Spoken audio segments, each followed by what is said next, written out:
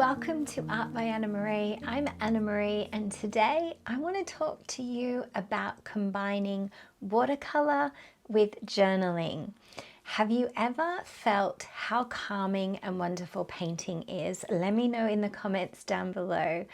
The thing I love about painting is that it really helps you process the world around you. And when you combine it with journaling, it can just be that much more profound.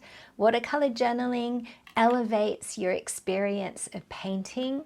It combines things that are visual for you with things that are also very physical, like writing. And that makes your creative time not just an act of art, but a deeply rewarding and insightful journey.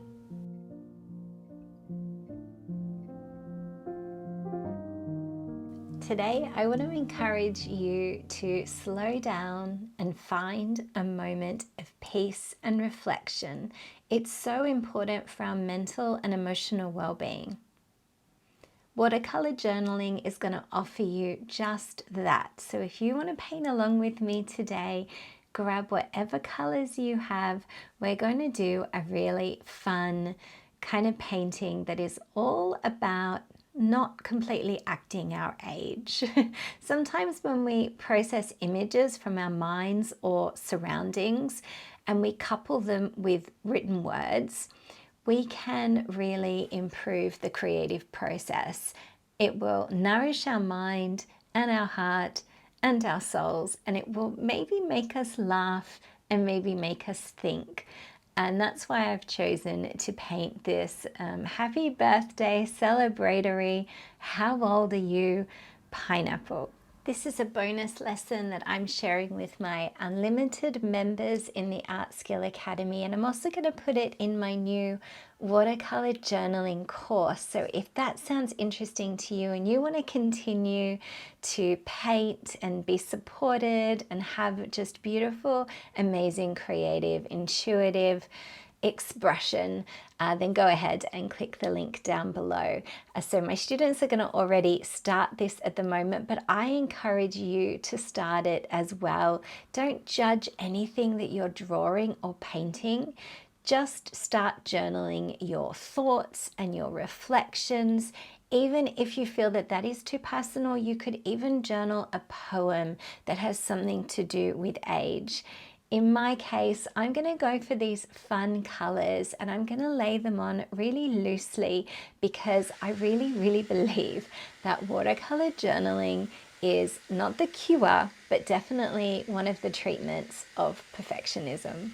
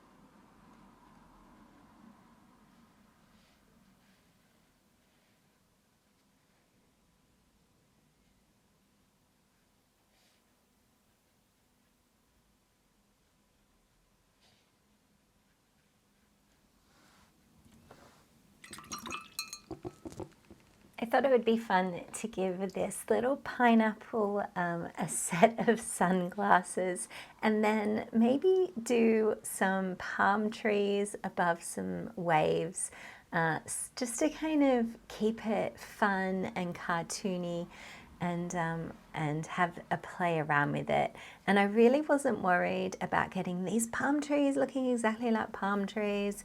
But basically, if you are looking at ways to do palm trees, you really just want to do triangles on top of triangles. It's really that simple. Make sure that your watercolor journaling paintings end up staying loose and fun And remember, this is just about how you feel when you put the paint onto the paper. This isn't about having the world's most perfect pineapple. This isn't about having something that looks super realistic. This is that 6-year-old feeling that you used to get when you got some paint and you put it on the paper and you were just like, oh my goodness, that was fun. And you didn't put any other expectation on it than that. So I do hope that you're able to treat some of your perfectionism with some of these painting techniques here.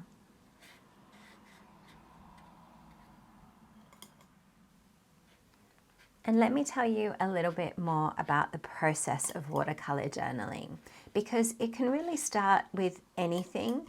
You just have to choose a subject. And my students have said, hands down, one of the trickiest things that happen when you start watercolor journaling is actually finding what you want to journal about. So I have you completely covered today.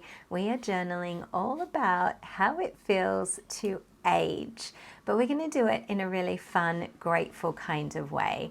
I think that anything can be journaled. You can do a vivid memory, a dream, a feeling, or simply something that you found lying around you that happens to be beautiful in that moment. As you start to paint, just let the colors and the shapes decide what they want to do. Don't try to control things, just let things happen on the page. Please believe this, if you hear nothing else, there is no right or wrong here. It's about expression and not perfection. So once you have your watercolors down, make sure you give them a chance to dry, and then we're going to go in and we're going to add a little bit of pen, and you'll see that this is one of my top tips for making the page feel really kind of stand out and really making the images pop.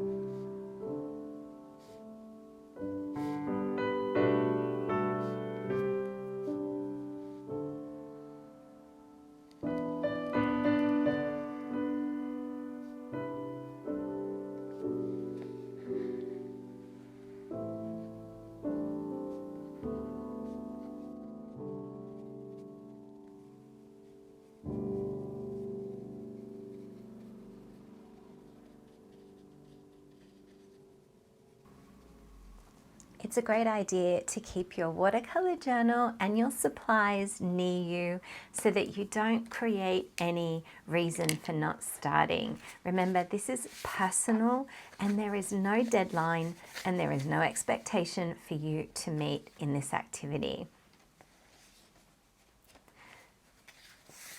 So why not pick up a brush and a pen and see where your watercolor journaling can take you today.